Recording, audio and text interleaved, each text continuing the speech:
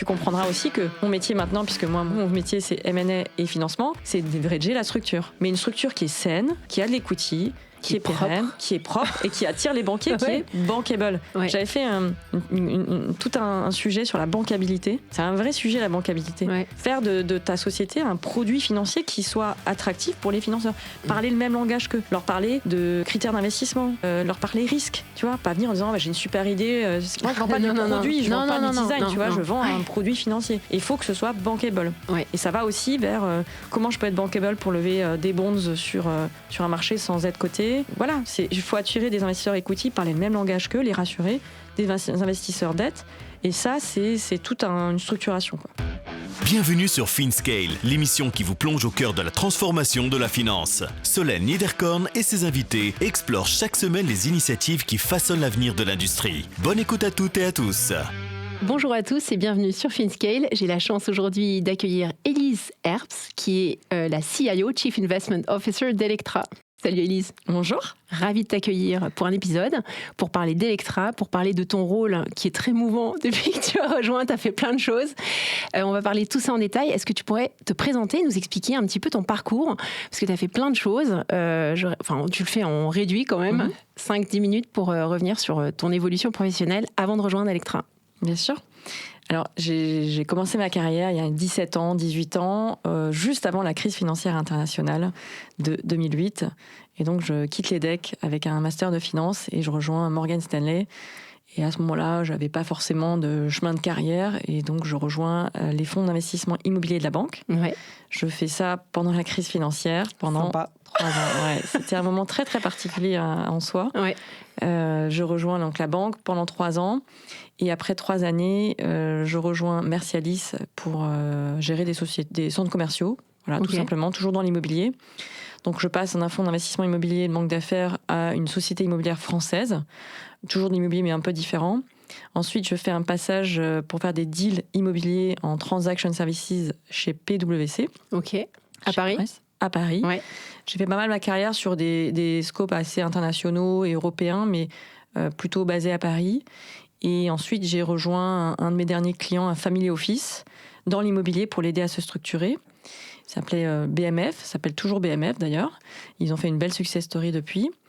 Et avant de rejoindre Electra, j'ai travaillé 3 ans dans un fonds de private equity qui s'appelle Wimberg Capital Partners, toujours dans l'équipe immobilière pour la structurer de zéro. Donc en fait, j'ai fait différents métiers, différents volets de l'immobilier, mais l'immobilier étant un actif réel, donc avec des choses qui sont assez duplicables, tu vois, sur l'infrastructure, ce que je vais raconter depuis 3 ans et demi chez Electra. Et avec un volet, je sais structurer une plateforme, une BU, une activité de zéro. Un volet, je sais lever des fonds propres, de l'equity. Et un volet aussi, je sais lever de la dette avec une base de données, de contacts, de banques, de fonds de dette. Et un dernier volet, je sais faire des deals. Et donc, c'était cet aspect un peu, tu vois, multifacette, omniscient, holistique que j'aimais bien, de dire, je sais un peu tout faire. Je connais le juridique, je connais la fiscalité, je sais structurer, je comprends les implications de valorisation qui vont arriver dans 2, 3, 4 ans, des implications de financement qui vont arriver bientôt, au moment où je structure. Et donc, je connais un peu les travers, les tips et ce qu'il faut faire ou ne pas faire pour valoriser et maximiser la valeur au plus vite d'une entité. Top. Donc, tu rejoins Electra. Comment ça s'est fait ? Ils t'ont chassé, ils t'ont rencontré un event. C'est une bonne question. Alors, le fait d'avoir ce côté multifacette, j'avais en effet des contacts avec des fonds, dont le fonds Serena qui a investi en VC dans la société Electra assez tôt. Et donc, moi, je m'ennuyais un petit peu dans l'immobilier, je dois le dire. J'avais envie de comprendre un peu ce que c'était la tech. J'avais envie de m'intéresser à un secteur qui, à la fois, n'était pas complètement différent, mais qui s'intéressait à des sujets de souveraineté nationale, tu vois, comme l'énergie, le transport. Et le côté vraiment tech, moi, ça m'a ouvert plein d'horizons sur l'efficience, sur des outils. Et ce côté-là m'intéressait beaucoup. Et le fonds Serena, que je connaissais, me dit, voilà, on a une petite start-up qui est sympa, il y a beaucoup de potentiel. Ils cherchent quelqu'un en immobilier et quelqu'un en finance. 2 personnes. Toi, tu fais les deux. Sur un malentendu, on ne sait jamais, ça peut matcher. Et j'ai évidemment plus amené mon côté finance que immobilier, parce qu'il y avait une équipe développement qui s'est structurée, même si j'apportais une petite brique de connaissances immobilières, quelques contacts, mais c'était vraiment le côté finance, structuration, levée qui prévalait sur le reste, quoi. D'accord. Donc tu rejoins Electra, vous étiez combien au tout départ ? Je crois que j'étais la 15e. Ok. On est 240 maintenant. Ouais. C'était il y a 3 ans et demi. On était une quinzaine dans des bureaux dans le 17e, pas très loin. Aujourd'hui, on a des bureaux un peu plus grands dans le centre de Paris. On a un bureau à Bordeaux, on a un bureau à Lyon. On a des bureaux dans les 9 pays dans lesquels on est présent. Dans 9 pays européens. Donc oui, c'est une croissance assez rapide, mais on était une quinzaine, on n'était vraiment pas nombreux. Génial. Moi, je l'ai vécu, mais c'était dans un autre contexte. Mais quand j'avais rejoint UBS, pareil, j'étais l'employé 10, je crois. Et quand je suis partie, on était 140. On avait ouvert des rep office. C'est fou, hein. C'était vraiment chouette. C'est vraiment, moi, j'adore. Et c'est presque... Ouais, c'est 2 environnements complètement différents. Alors, il y a peut-être des personnes qui nous écoutent qui ne connaissent pas Electra, j'en doute, mais c'est possible. Donc, est-ce que tu pourrais nous réexpliquer ce que fait Electra et un petit peu la vision de cette scale-up ? Je suis persuadée qu'il y a plein de gens qui ne connaissent pas Electra, et c'est tout à fait normal. Alors nous, on est plongés dans ces milieux-là, et ça paraît évident. Dans mon feed de LinkedIn, il y a du Electra à 90%, mais il faut foncer dans l'évidence. C'est une société qui reste encore peu connue, puisqu'elle travaille autour du véhicule électrique qui reste encore peu répandu, mais ça avance. Et donc Electra est ce qu'on appelle un opérateur de bornes de recharge. Et tout simplement, on installe des stations de recharge rapides pour véhicules électriques. Voilà, ça en un mot, c'est ce qu'on fait. On comprend bien. Voilà, ça s'appelle un CPO, ouais. Un Charge Point Operator, ça c'est notre métier. Dans les faits, dans notre code NAF, on achète et on vend de l'électricité. En fait, c'est très simple. On achète de l'électricité à des fournisseurs dans ces 9 pays européens. Et on le revend via nos installations.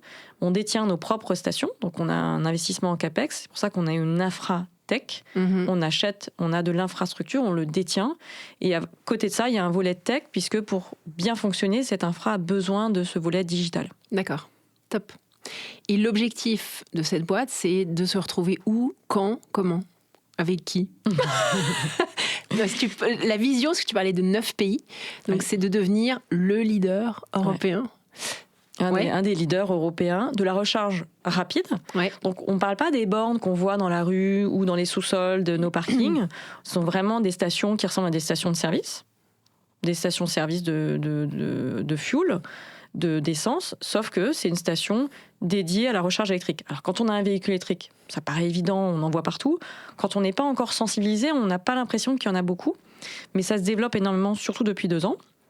On a des concurrents, donc il y a des réseaux qui sont développés en France. Et donc, c'est de la recharge rapide. On est très présent sur la recharge de destination, c'est-à-dire sur les parkings de centres commerciaux, les parkings d'hôtels. On est aussi présent en autoroute, sur les autoroutes, puisqu'on a gagné des sites aussi avec Vinci. On a des municipalités, parfois, dans certains pays aussi, notamment en Italie. On est sur les aéroports et les hubs de transport. Top. Voilà. Génial. Donc, où est-ce qu'on doit être dans 9 ans ? Dans 2030. L'horizon, c'est plutôt 2030. Okay. C'était il y a 9 ans quand j'ai commencé. Maintenant, c'est un peu moins. L'objectif, c'est d'être dans les top players sur ce secteur charge rapide, ultra rapide. Donc, on part d'une recharge de 15 à 20 minutes sur les véhicules récents. On n'est plus sur des charges de plus de 30 minutes. On fait 2 heures de route, on fait 10 minutes de stop, ça suffit. On refait 2 heures de route, 10 minutes de stop. Ouais. On a de l'autonomie, ça suffit. Et l'objectif, c'est d'avoir 2300 stations. Ça représente un peu plus de 15 000 places de recharge électrifiées d'ici 2030. C'est 1 milliard d'investissements. C'est 1 milliard de revenus d'ici là. Et ça fait effectivement... encore pas mal d'étapes à franchir parce qu'on n'a que 240 stations, ce qui représente 2500 points de charge. Donc, il y a un x7 à faire. Ouais. Alors, j'étais hyper intéressée que tu viennes sur mon podcast, pas nécessairement pour parler d'Electra, même si c'est passionnant. Et pour me parler plus spécifiquement de ce que toi tu fais, parce que tu as une fonction assez polymorphe qui touche à énormément de sujets, et j'aime beaucoup ces sujets-là. J'avais fait un épisode, d'ailleurs je m'y réfère beaucoup, je pense que ça va lui faire plaisir s'il nous écoute, un épisode avec Romain Mazariès pour comprendre tout le changement de la gouvernance de MangoPay quand Advent International est arrivé au capital. Moi, je trouve ça passionnant de comprendre, en fait, sur ces boîtes qui commencent à scaler, de voir, en fait, cette fonction que tu occupes qui est absolument maîtresse pour la réussite de ces boîtes, parce qu'il y a du build-up, parce que tu as des relations avec des fonds de pension, avec des fonds de VC, donc avec des objectifs assez différents les uns des autres. Tu es un petit peu à la croisée de tous ces chemins. Et donc, j'aimerais que tu nous expliques ce que tu fais, et j'aimerais que tu nous expliques un petit peu comment cette fonction évolue au fil des années de la boîte, puisque maintenant, ça fait pas mal d'années que tu es chez Electra, donc j'imagine que la fonction de CIO s'est composée au fil des années. Oui, alors c'est vrai que la fonction, on en parlait avant, mais de Chief Investment Officer, ça veut tout et rien dire. On peut cacher plein de choses derrière. Ça peut être du corporate finance, d'une certaine manière. Il y a le titre de Chief, voilà, pour caler avec le reste du COMEX. Mais donc je suis rentrée il y a 3 ans et demi en tant que directrice financière, DAF, CFO. Et à ce moment-là, j'avais à la fois la structuration. J'avais pas vraiment d'équipe, hein, donc quand tu dis polymorphe, c'est vraiment effectivement le DAF polymorphe qui fait à la fois la fonction DRH, RH à proprement parler, mais c'est aussi l'onboarding des gens, les ordinateurs des gens, les cartes de visite, enfin un peu d'administratif et d'organisation. Donc il y a ce côté assez prenant finalement et assez demandeur en termes de temps. Après, ça m'a pris une année pour automatiser un certain nombre de choses et puis pour structurer une fonction DRH ad hoc, à part, qui est autonome. Donc, je savais même pas que tu avais fait des people je l'avais oublié, mais tu vois, c'est vrai que j'avais cette fonction de valider les salaires tous les mois avec la petite calculatrice de la banque, de vérifier les payes, d'avoir une fonction de comment on dit, pour les salaires externalisés qui m'aidait à gérer cette partie-là. En fait, j'essaie d'externaliser un maximum de choses au début parce que j'avais énormément de choses sur mes épaules malgré tout. Ensuite, il y avait la fonction comptable où il a fallu très vite trouver un outil pour automatiser la gestion des factures. Des choses toutes bêtes, mais tu sais, qui peuvent s'accumuler et qui sont un goulot d'étranglement pour une boîte et qui doit fonctionner. On ne peut pas se permettre de ne pas payer les factures. Donc, tu as cette fonction comptable avec aussi un support externe pour structurer les reportings tels que je les voulais. Ensuite, tu avais le volet legal, juridique, donc avec mise en place d'outils, d'une Contratech, structuration d'une équipe. Mais toutes ces équipes-là sont arrivées, compta, legal, RH, qu'au bout d'une année. Donc, il a fallu gérer tout ça pendant un an seul. J'avais un bras droit qui était assez polymorphe, un peu plus jeune aussi, qui est venu à bout de 6 mois et qui m'a aidé un peu sur tous les sujets.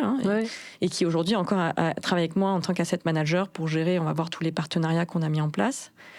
Et puis il y avait le volet, il faut lever des fonds, il faut structurer des partenariats financiers à différents niveaux.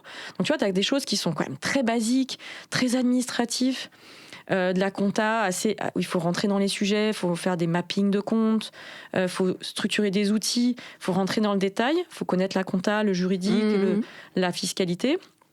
Tu as le juridique qui est quand même une fonction à part, et tu as la fonction, il faut lever des fonds et des sujets très stratégiques en direct avec des investisseurs. Donc tu fais pas mal d'allers-retours entre... moi, ce que j'aime bien, c'est cette trajectoire, tu sais, quand tu commences, tu gères les données, puis après, tu gères les moyens, et quand tu avances dans ta carrière, tu as la vision. Et ça, quand tu avances dans ta carrière, tu le vois bien, cette évolution, parce que tout te paraît évident. Quand tu demandes quelque chose à quelqu'un, tu lui donnes la vision et tu penses que c'est assez clair. Mais en fait, quand tu te souviens un peu de tes années de début, tu te dis, mais en fait, non, moi, au début, je faisais de la data. Au mieux, je savais comment elle se la construisait, mais j'avais pas l'histoire qui va avec.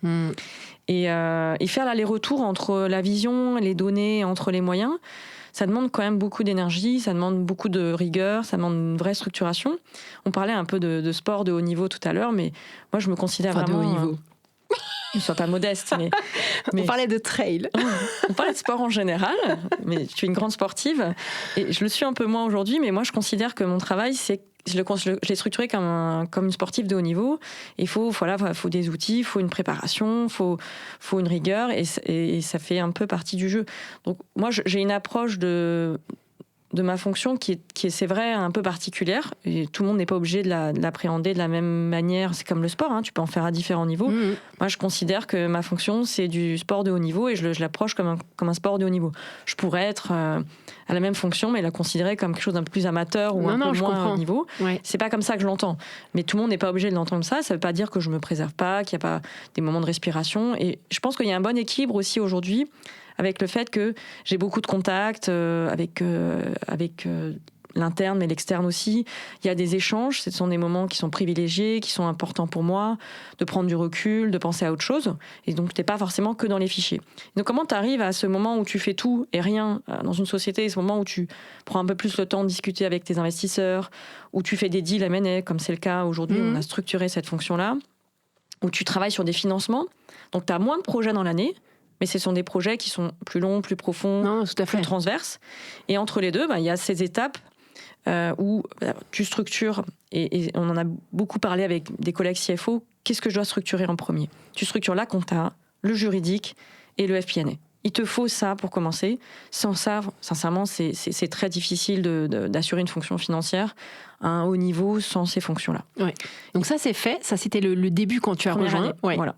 Ok, donc ça c'est vraiment les mains dans le cambouis avec tout le moteur, tu raccordes les bons fils, les bons tuyaux, mais après, avec ton passé, j'imagine bien qu'avec ton passé dans la banque, dans les fonds d'investissement, il y avait autre chose à faire. Mm-hmm.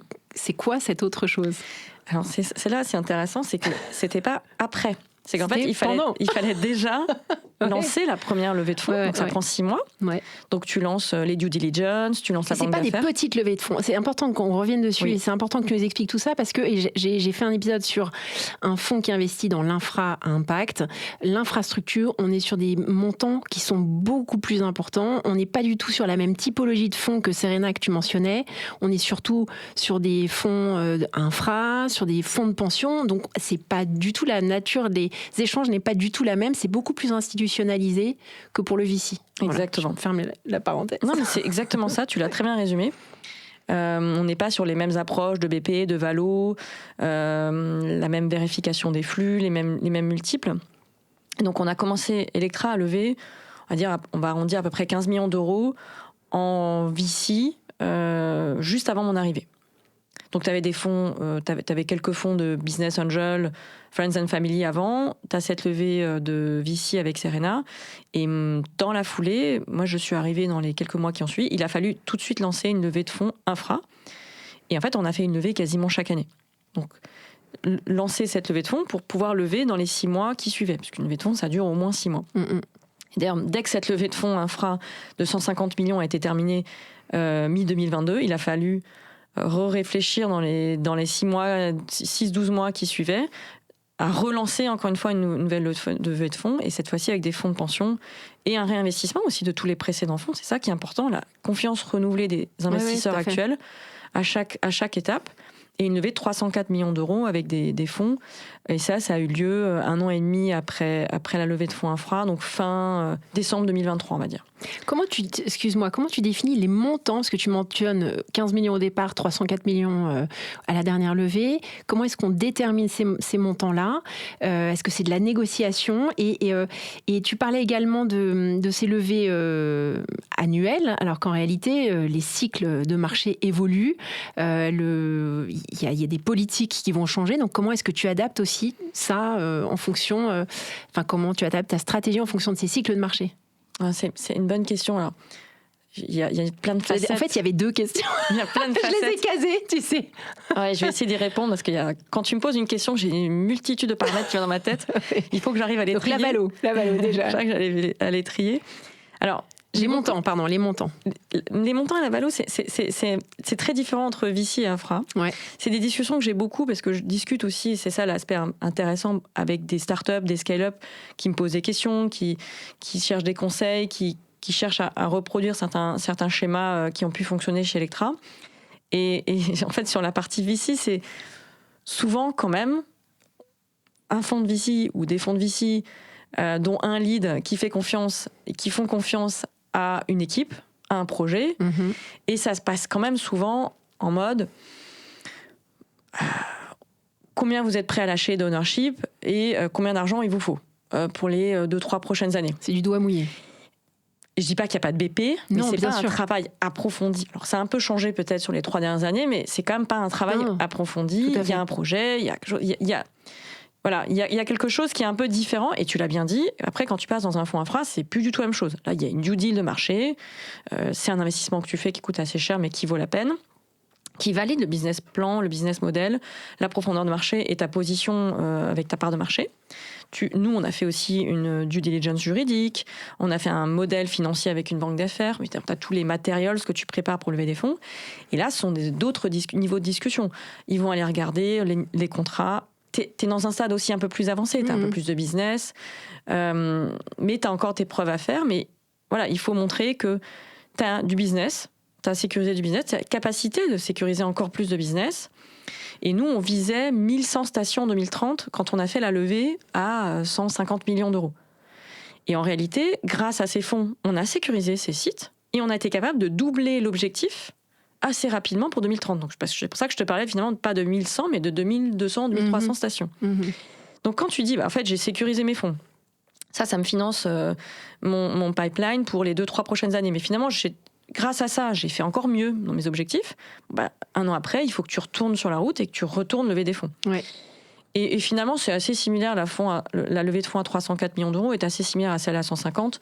Simplement, tu as avancé dans ton business, donc tu as du deal juridique qui est un peu plus étoffé. Tu as une due deal financière, parce que cette fois-ci, tu commences à avoir 2-3 ans de compte. Donc, il faut commencer à faire une due deal financière. Tu fais une due deal fiscale pour les rassurer sur la fiscalité. Tu fais une due deal marketing commercial sur 9 pays et non plus 2 ou 3. Ouais. Donc voilà, c'est la même chose en un peu plus important. On a pris 2 banques d'affaires en commanda. Une boutique qui nous suivait depuis longtemps et une boutique, une banque d'affaires un peu plus importante. C'était un bon combo. Mais globalement, c'est le même type de travail, un peu plus approfondi. Tu as plus d'équipes, toi, en interne, donc tu vas aussi essayer de t'appuyer un peu plus sur les différents experts en interne, alors que la première levée, c'est quand même un peu tout concentré dans la finance qui essaie de répondre un peu à tout, quoi. Top. Et la valo du business, comment est-ce que tu valorises VC versus fonds infra? Donc, je te dis VC, il y a un BP, mais c'est quand même un peu de l'ordre du subjectif. Enfin, c'est ce que je suis pas la spécialiste du VC. Et je suis arrivée, c'est déjà fait, mais c'est ce que je comprends un peu. Et ensuite, sur les fonds, ça dépend. Alors, c'est intéressant ce que tu me poses comme question sur où est-ce qu'on en est dans le marché, parce que quand on a fait la levée de fonds avec en lead Euraseo et d'autres fonds d'infra, de 150 millions en 2022, on était dans une phase, tu sais, c'est le cycle, le hype cycle de Gartner. On était dans la phase ascendante. Et donc, on avait effectivement pas mal de NBO, d'offres. C'était un moment assez euphorique sur le secteur. Et quand on a fait la levée de fonds infra sur des montants un peu plus importants, on était dans la phase descendante du cycle. Dans la partie qui va vers la phase de désillusion avant de repartir vers la maturité. Mais c'est un cycle qu'on connaissait, et c'est tout l'intérêt aussi de comprendre les mécanismes qui sont des mécanismes qui se dupliquent, les cycles. Bien sûr. J'en ai vu beaucoup en immobilier. Bien sûr. Ça se reproduit, donc il faut les connaître pour bien se préparer. Et nous, on savait qu'on avait une fenêtre de tir durant laquelle il fallait bien sécuriser des fonds, être exigeant sur la qualité, ne pas faire n'importe quoi, parce qu'il fallait être prêt pour cette étape. Et ça, on l'avait bien préparé. Et je pense que ça nous a servi, parce qu'une fois que tu es dans la période de crise, en plus, tu as une polarisation, et soit tu es du bon côté, soit tu es du mauvais côté. Et finalement, la crise nous a servi, enfin la crise, je dis la phase de désillusion, parce qu'en fait, quand on est dans la phase d'euphorie, il y avait pas mal de concurrence, et il y avait même du dumping sur les prix, sur les stations, sur les loyers. Et dans la phase de désillusion, on est senti grandi de cette phase, parce que nous, on était préparés. On avait fait de la qualité, et en fait, tous nos concurrents, potentiellement, ont dû laisser tomber des sites qui ne sont revenus, mais à des prix, des loyers plus abordables, etc. Donc le tout, c'était d'être bien préparé. Et donc, la valorisation, elle se fait par la demande. La demande, c'est la demande des fonds. Donc si les fonds sont là, sont au rendez-vous dans une période d'euphorie, effectivement, ça va tirer un peu les valos vers le haut. Et c'est vrai que quand tu lèves tous les ans, il faut quand même créer de la valeur à chaque année. Donc tu as quand même une création de valeur, même si tu ne fais pas 1 x 2 x 10 chaque année. Et dans la période de désillusion, c'était moins évident d'aller trouver des fonds qui devaient être des tickets plus importants aussi. Donc tu vois, tu vas pas targeter les mêmes fonds quand tu cherches 304 millions au total que quand tu vas chercher 15 ou 150. Donc, tu as des fonds qui sont différents, qui sont étrangers, qu'il faut aller convaincre. C'est PGGM, votre fonds de pension. Vous avez un fonds de pension au capital. Alors là, on a un fonds de pension néerlandais et on a BPI qui est rentré aussi et un réinvestissement des fonds précédents. Donc Eurazeo, Serena notamment. On a aussi la SNCF, la RATP, on a Allianz, on a Rive, Airgreen, on a des fonds, fonds infra.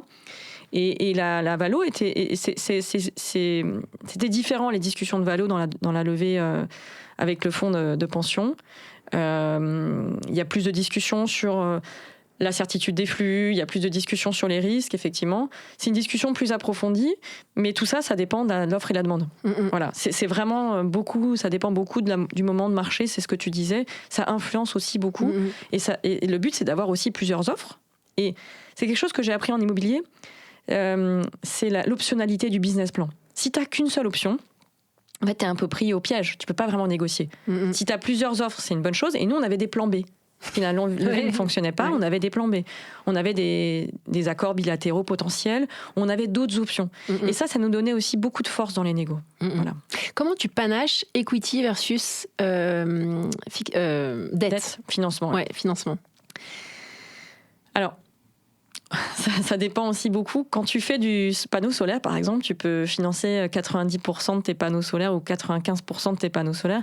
Et tu peux même faire une dette qui va te financer le peu d'equity que tu es censé mettre.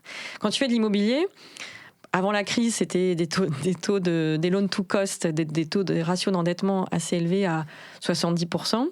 Après la crise de 2008, qui a marqué les esprits d'immobilier, c'était plutôt 40-45% pour être prudent. Ouais. Et en infra EV charging, donc recharge électrique, il y a quand même une certaine prudence. Déjà, il vaut mieux lever de l'equity avant de lever de la dette. Ça, c'est ce qu'on a appris. On a pu faire quelques financements, mais on a, levé fait trois levées de fonds pour 450 millions d'equity au total. On a fait des co-investissements dans des sociétés projets. Donc ça, c'était... Ah, j'allais y revenir. On peut en reparler, mais ça, c'est quelque chose qui suscite beaucoup d'intérêt en ce moment dans l'infrastructure, parce que c'est quelque chose qu'on a appliqué du modèle de l'immobilier, qui est assez classique. Et ça nous a permis de sécuriser 150 millions d'euros d'equity additionnel sans diluer la société mère, mais en isolant un portefeuille, un risque dans une société projet qui convenait à un co-investisseur qui mettait des fonds propres. Ça nécessite de créer ce qu'on appelle un pool d'asset management, parce que tu dois gérer cette gouvernance, tu dois gérer ces co-investisseurs, et donc ça demande quand même un peu de travail. Et donc, d'où l'intérêt pour moi d'avoir monté l'asset management pour compte de tiers chez Mercialis, d'avoir monté l'asset management pour compte de tiers chez Wimberg Capital ou dans le Family Office. Et en fait, j'ai monté l'asset management pour compte de tiers chez Electra. Top. Ah, j'ai plein de questions, c'est horrible. Tu vois, c'est horrible. Ça va partir dans tous les sens. Je fais vite, comme ça tu la retiens. Vas-y, ouais. Tout ça pour te dire que 450 millions d'equity, plus 150 millions d'equity co-investissement, ça fait 600 millions d'equity. Là-dessus, on n'a que un peu plus de 100 millions, on gratte un petit peu 120 millions d'euros de dette. Donc tu vois qu'on a un ratio de dette quand même plutôt safe aujourd'hui. Et on a en plus sécurisé une trentaine de millions d'euros de subventions. Donc on n'est pas loin du milliard d'euros sécurisés, avec quand même pas mal d'equity, des subventions. Donc ça, c'est comme du quasi-equity, ça vient du cash, et de la dette, mais très peu. Et donc tu comprendras aussi que mon métier maintenant, puisque moi, mon métier, c'est M&A et financement, c'est de leverager la structure. Mais une structure qui est saine, qui a de l'equity, qui est pérenne, qui est propre et qui attire les banquiers, qui est bankable. J'avais fait tout un sujet sur la bankabilité. C'est un vrai sujet, la bankabilité.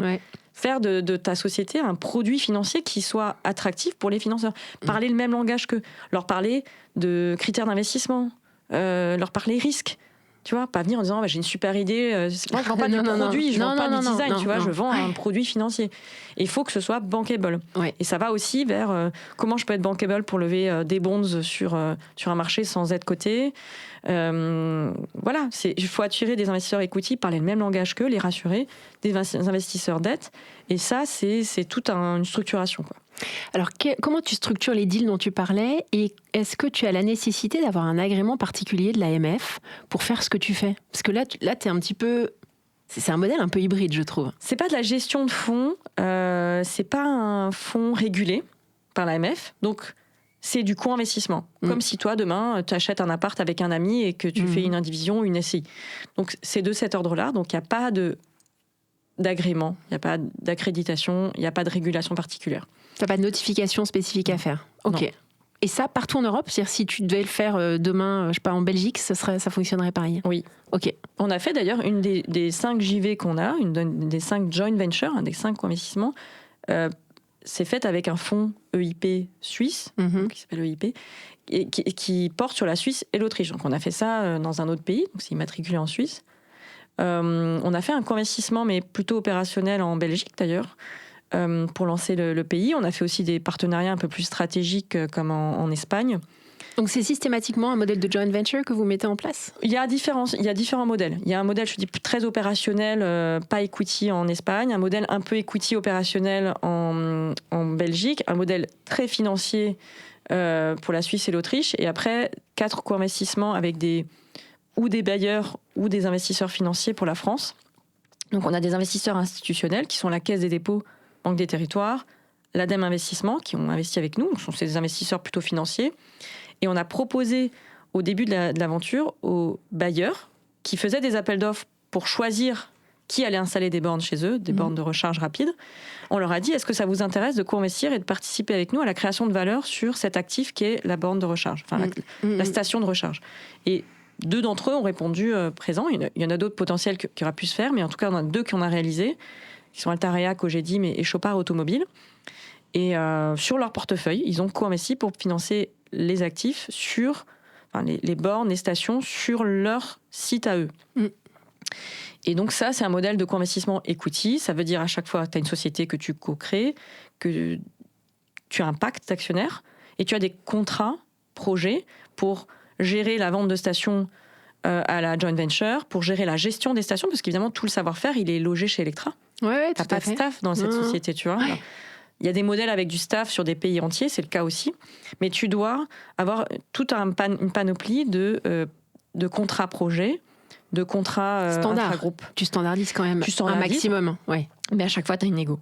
Ouais. C'est pour ça qu'une JV, ça prend minimum 6 mois à être mis en place, parce que tu as tout un arsenal juridique, d'où l'importance de maîtriser le juridique. Tu as un arsenal juridique de contrats pour bien caler, que toi tu conserves bien, tu dissocies l'equity de l'opérationnel, que tu conserves bien la partie opérationnelle ou la partie equity si l'un des deux tombe, tu vois, que tu mettes des garde-fous, que voilà, il y a tout un certain nombre de choses que tu dois valider, et puis ça crée aussi un autre business model avec une création de valeur, puisque tu cristallises une marge sur les autres travaux, les services que tu rends à cette joint venture. Ouais. Alors, comment est-ce que tu organises opérationnellement la création de ces boîtes, l'administratif, la tenue des assemblées générales, les PV, les minutes, ça doit être... Est-ce que tu as du coup, parce que tu nous expliquais que tu mettais en place ta fonction de façon méthodique et organisée, donc j'imagine que tu as pensé à ça. Comment est-ce que ça s'organise ? Alors au début... Pour scaler, parce que l'idée c'est quand même d'aller... Oui, alors il faut voir aussi l'évolution, c'est ça qui est intéressant, c'est que on l'a fait au début, mais tu sais, ta première joint venture, elle fait 4 millions d'euros à 2. Et puis après, tu en fais une à 10. Puis après à 20. Puis après à 60. Et puis à 200.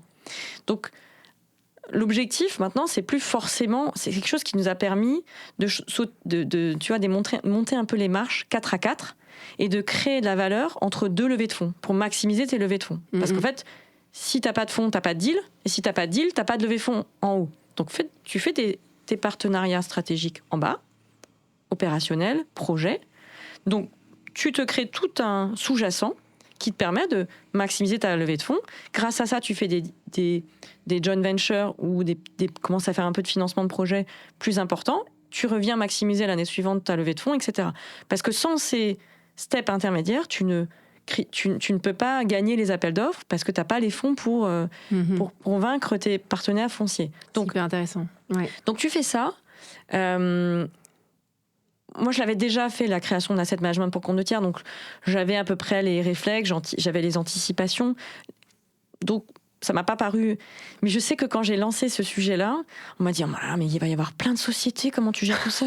Et moi, je dis « Mais en fait, moi, quand j'ai créé c'est vrai que dans l'immobilier, c'est quelque chose qui est assez standard. Enfin, j'ai jamais bossé dans l'immo, mais je vois tout à fait à quoi ça peut ressembler. T'as un râteau, t'as un fonds, t'as des holding pays, et puis t'as un râteau de société. Et non, mais c'est quand même une société. C'est pas qu'une société d'investissement. Ce que je veux dire, c'est qu'il y a un côté opérationnel qu'il faut gérer, continuer à. Voilà, il y a peut-être aussi du build-up, une stratégie de build-up à mettre en place pour aller peut-être racheter des concurrents. Et donc, ça veut dire se mettre en contact avec des banques d'affaires pour parler de ce sujet-là en particulier. Enfin, je veux dire, tout ce sujet-là n'est pas laissé de côté. Donc, c'est ça on top of it. Quand tu commences à complexifier ta structure sous-jacente, ça complexifie aussi la gestion de la société mère. Donc, le but n'était pas de continuer à démultiplier ce schéma de JV.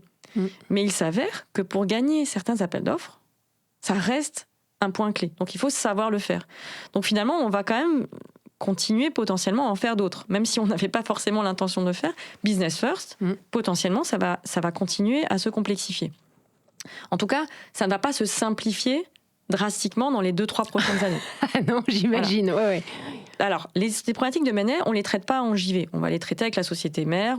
C'est déjà assez compliqué comme ça, on va les traiter seuls. Mais comment tu structures ça ? Et c'est là où je reviens sur...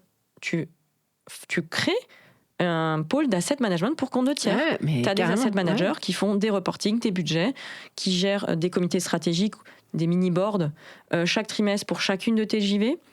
Donc, c'est tout le process de gouvernance que tu as chez Electra, tu l'as, un peu différent, mais dupliqué dans tes 5 joint ventures. Et tu as un COSEC hyper bien rodé. Oui, alors... en interne, vous faites en externe, ça ? Oui. En fait, si tu veux, tout ça, c'est un tutu personnel. Donc, chaque co-investisseur a un peu ses manières de faire. Ses manières de faire. Donc, certains sont un peu plus demandeurs que d'autres, certains sont un peu plus hands-on que d'autres, certains sont un peu plus sleeping. Mais en effet, il y a un comité, il faut préparer tous les trimestres, t'as à peine terminé qu'il faut recommencer, t'as des reportings. Et puis, quand on est dans une phase de déploiement, en fait, c'est pas straightforward, c'est pas bon, c'est là, et puis je gère, et puis les revenus rentrent. Non, il y a des sites à sortir, il y a des sites à remplacer. On va peut-être pas faire celui-ci, mais on veut le remplacer par un autre. Il y a des comités. Il faut valider les sites potentiellement qui sont nouveaux. Il faut s'accorder sur, il faut augmenter la poche d'equity ou peut-être l'ajuster. Tu vois, il y a énormément de discussions. Tu n'es pas dans une phase où tout est limpide, où tout est calme. Tu vois. C'est tentaculaire. C'est tentaculaire et tu ne sais jamais ce qui va se passer. C'est ça qui est incroyable. C'est que tu as beau tout anticiper, tu commences à ouvrir une porte et là, ton co-investisseur va venir avec quelque chose d'autre. Tu as tout le temps des négociations à faire, tu as des nouveaux sujets qui arrivent. Je te donne un exemple. Les contrats d'opération opérationnelle qu'on a signés il y a 2-3 ans, on n'avait pas anticipé qu'on devrait gérer des certificats d'énergie qu'on allait, nous, vendre pour le compte de toutes nos JV. Et donc ça, c'était pas prévu dans les services. Donc tu vois, tu as tout le temps un nouveau service qui arrive. C'est dans le bénéfice de la JV, c'est dans le bénéfice d'Electra, mais du JV partner aussi. Bah, ça veut dire qu'il faut rouvrir les contrats. Tiens, ça, on n'avait pas prévu. Tu dois répercuter tout ça. Tu répercutes tout sur tous les contrats. Oui, il y a un gros travail juridique. Ça veut dire que ton mode de fonctionnement sur l'approvisionnement d'électricité, le sourcing et le pricing d'électricité change. Tu n'avais pas forcément prévu ça comme ça. Il faut le changer dans les contrats projet par projet. Donc, il y a une organisation juridique et c'est là où on revient sur le sujet de... Moi, j'avais envie de découvrir de nouveaux outils, de pouvoir utiliser de nouveaux outils, des contrats tech, des outils de gestion de projet. Et c'est génial de voir à quel point tu peux démultiplier ton efficience grâce à ça. Tu te rends pas compte de ce que tu peux faire. En fait, plus ça va, et moi je travaille, plus j'organise le travail. Et en fait, c'est vraiment... Tu passes pas beaucoup de temps sur les sujets, en fait. Après, évidemment, moi, j'ai une équipe qui travaille un peu plus en profondeur sur chacun des sujets. J'ai des avocats. Tout ça, c'est bien organisé maintenant. Mais tu le construis au fur et à mesure. Et puis, ce qui est génial, c'est d'anticiper à chaque fois. Et de dire, ah, OK, je le vois comme ça. Et quelques mois après, tu te dis, ah, j'avais raison. J'ai bien fait de préparer ça. C'est déjà prêt. Allez, c'est parti. Ça va me faire gagner quelques semaines. Et c'est l'anticipation qui est un côté un peu jouissif de dire, ah, j'y avais pensé. C'est génial, c'est parfait, ça m'arrange. Et bien c'est parti, je gagne quelques mois. J'aimerais quand même te poser une question avant qu'on parte. Quel conseil tu pourrais donner à un CFO, enfin c'est comme ça, on va dire un CFO, parce que tu es rentré comme CFO chez Electra, qui t'écoute. Tu lui as fait un petit peu peur, je pense, avec tous les sujets qu'on a abordés. 2 conseils à lui donner avant de partir. Alors, c'est très vrai ce que tu dis, parce que c'est pas parce que tu as une profusion de choses que tu peux pas avoir des priorités. Donc, nous, on utilisait le système des Objective and Key Results, tu sais, les OKR, qui sont tous les trimestres. Et si tu le fais à la maille du trimestre, tu as des objectifs de boîte qui se déclinent en objectifs d'équipe, qui se déclinent en objectifs individuels. Et en fait, même si tu as plein de choses à faire, tu as tes 3 North Stars clés de ton trimestre. Et moi, je disais aux équipes, même si vous n'avez pas fini le reste, vous avez avancé sur ces sujets-là, vous fermez l'ordinateur et vous partez, c'est pas grave. On n'est pas obligé de tout finir. Donc c'est pas parce que moi, j'aime bien semer plein de graines, les arroser, mais c'est pas pour autant que tu vois qu'il faut arroser pendant toute l'année. Tu vois celles qui sont ce qu'on appelle en anglais les low hanging fruits. Ça veut dire que tu attrapes les fruits qui sont à ta portée. Et c'est pas parce que, pour revenir dans le schéma de l'agriculture là, c'est pas parce que tu sèmes plein de graines et que tu vas aller cueillir tous les fruits. Donc il faut des priorités. Il faut pas courir comme un poulet sans tête. Il faut se cantonner aux priorités. Mon objectif, c'est de signer ce deal, c'est de sécuriser ce pipeline, c'est de faire ce financement. Et c'est ça mon objectif. Et le reste, ça va agrémenter. Il faut beaucoup travailler aussi l'extra-financier, parce qu'on oublie, mais ça sert énormément le financier. Mais il faut avoir ses objectifs. Top. Alors ton mot de la fin, c'est quoi ? Je te demande pas de recommandation de bouquin, tu voulais pas m'en donner, donc. J'en ai ou trop ou pas assez, mais en fait, je me suis comme tu vois, un peu comme tout ce que je t'ai expliqué, c'est comme mon parcours, je me suis inspirée de plein de choses. Donc j'ai pas une inspiration clé. Ce qui est certain, il y a un conseil que je vais donner aussi. En fait, souvent on travaille. Moi, je travaille pas beaucoup, mais je pense qu'on arrive à travailler intelligemment dans l'équipe. Et ça, c'est extrêmement valorisant pour toute l'équipe. Il y a une vraie émulation. Parce que, comme tu vois, on passe pas beaucoup de temps sur les sujets, on essaie d'être efficace. Donc, tu peux donner tout le temps que tu voudras sur ton travail. Tu vas de toute façon être limité. Et finalement, plus tu auras de temps perso, plus tu seras efficace sur ton temps pro. Donc, il y a le temps, mais il faut bien l'optimiser. Il y a l'efficience. Donc, ça, c'est tous les outils que tu vas agrémenter pour être efficace. Donc, il y a quand même une notion d'aller récolter un peu les outils, de comprendre un peu ce qui se passe pour en faire ton avis. Mais en fait, tout ça, ça va être démultiplié. Il y a un facteur démultiplicateur de tout ça qui est le réseau. En fait, tu peux passer 3 jours sur un sujet, mais en fait, un coup de fil à un ami, ça vaut 3 jours de travail ou 3 heures. Ouais, totalement. Et en fait, faut avoir un réseau d'avocats, d'investisseurs, de banques d'affaires, de banquiers, de financeurs. Et finalement, plus ça va dans ton métier, normalement, financier, plus tu as un réseau développé qui va venir remplacer ton temps de travail, finalement. Ouais. Et donc, moi, je donne un conseil, c'est développer votre réseau, faites des coups de fil à des amis, parce que c'est ça qui est le joker, en fait. C'est ça qui me fait gagner du temps. Et c'est ça qui va venir démultiplier ton efficience et faire valoriser ton travail. Et ça va aussi, et le mot de la fin, avec l'aspect communication. En fait, bien sûr. Tu peux pas... quelqu'un qui va beaucoup travailler va toujours moins réussir que quelqu'un qui travaillera moins mais qui sera plus visible. Et parler ton projet, parler aux gens, être visible sur ton projet, ça vaut beaucoup, beaucoup de choses aussi. Merci Élise, c'était hyper intéressant. Merci à toi. Hyper intéressant. C'est passé très vite. Ah ouais ? C'était hyper dense. C'était top. Je pense qu'on aurait pu faire 1 heure de plus, ça aurait été avec un grand plaisir. Eh ben, prochain épisode. Allez, c'est parti. Salut. Merci à toi.